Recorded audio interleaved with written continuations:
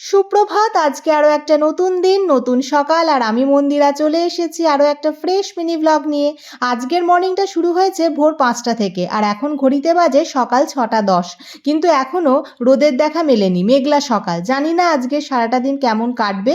এই মুহূর্তে মর্নিং টিটা রেডি করে নিয়ে চলে এসেছি। অন্যদিকে কোনতেও ফ্রেশ হয়ে গেছে। আর আজকে এত তাড়াতাড়ি ওঠার কারণ, কোনতেওর আজকে একটা অফিসিয়াল মিটিং আছে, ওকে তাড়াতাড়ি বেরোতে হবে। তো সেই মতো ও রেডি হয়ে অফিসের উদ্দেশ্যে বেরিয়েও পড়লো। আর আমার দিন তো আজকে শুরু হয়েছে বললামই সেই ভোর 5টা থেকে। সংসারের কাজকর্মে তখন থেকেই ঢুকে পড়েছি।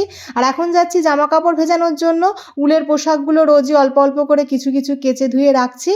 আর জামা কাপড় ভেজাতে ভেজাতেই অন্যদিকে আমার ওপরের হেল্পিং হ্যান্ডও চলে এসেছে। আর বারান্দাতে আগের দিনের সব কাঁচা ধোয়া জামা কাপড়গুলো মেলা ছিল, এগুলোই এখন তাই ঝটপট করে তুলে নিচ্ছি, দিয়ে বারান্দাটা ক্লিয়ার করে দিচ্ছি, যাতে ওর কাজকর্ম করতে কোনো অসুবিধা না হয়। এখন এগুলো গিয়ে সব গুছিয়ে রাখবো। কাজকর্মের মাঝখানে নিজের ব্রেকফাস্টটা সেরে নিচ্ছি।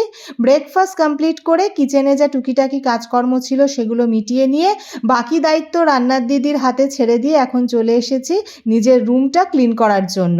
নাকে মাস্কটাও পরে নিয়েছি, কারণ ডাস্ট অ্যালার্জি রয়েছে। তাছাড়া কিছুদিন আগেই শরীর খারাপ থেকে উঠেছি, সেই জন্য এতটুকু রিস্ক নিইনি। পুরো রুমটাই ক্লিন করব। তো সেই মতোই জোর কদমে কাজকর্ম চলছে।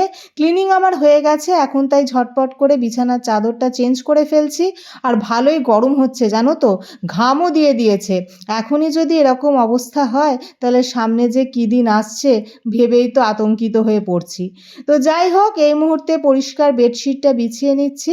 আর রুম যেহেতু ক্লিন করেছি, সেই কারণে এখন একটুখানি ঝাড়ুটাও লাগিয়ে নিচ্ছি। যদিও আমার হেল্পিং হ্যান্ড সব কিছুই পরিষ্কার করে দিয়ে গেছে, কিন্তু তাও দেখো ডাস্ট কিন্তু রয়েছেই।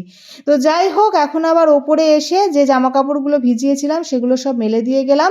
আর এত কিছু করতে গিয়ে দুপুর 2টো বেজে গেছে, মাথা দিয়ে গরম বেরোচ্ছে। এবার যাবো ফ্রেশ হতে। এখন আবারও এসছি ছাদে। ওদিকে সানসেট তো অনেক আগেই হয়ে গেছে। আর সেই কখন ভোর 5টার সময় উঠেছি, আর এখন কটা বাজে যেন, 5টা নয়, সন্ধে 6টা বেজে গেছে। সন্ধে লেগে গেছে, বুঝতে পেরেছো? কি করে যে ভোর 5টা থেকে সন্ধে 6টা বেজে গেল, বিশ্বাস করো আমি বুঝতেই পারলাম না।